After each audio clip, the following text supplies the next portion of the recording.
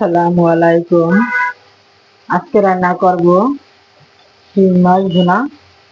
তেল দিয়ে একটা তেজপাতা দিয়ে দিচ্ছি, পেঁয়াজ কুচি।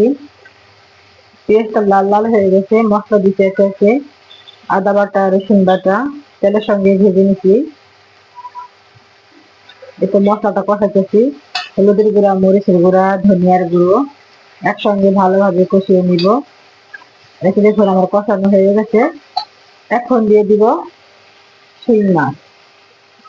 শিং মাছটা আমি হলুদ দিয়ে হালকা হলুদ লবণ দিয়ে মেখে রেখেছি। আগে একটু লবণের স্বাদ মতো বুঝে দিবেন।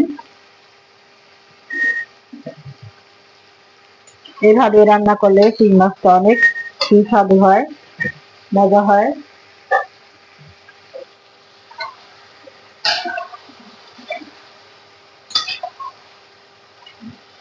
শিং মাছটা কষানো হলে আমি টমেটো কুচি দিয়ে দিব। এটা আমি টমেটো কুচিগুলো দিয়ে দিছি। এখন তো ভালোভাবে কষিয়ে পানি দিয়ে দিব। এই তো আমি পানি দিয়ে দিছি।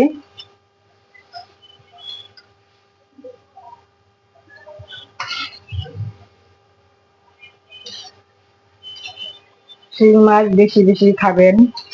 শিং মাছটা খেলে রক্ত হয়, রক্তে হিমোগ্লোবিন বাড়ায়।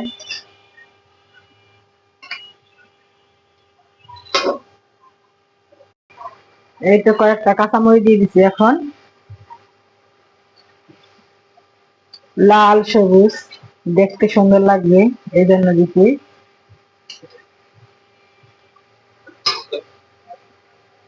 এটা হয়ে গেল আমার শিং মাছ ভুনা। এখন ধনিয়া পাতা দিয়ে দিব।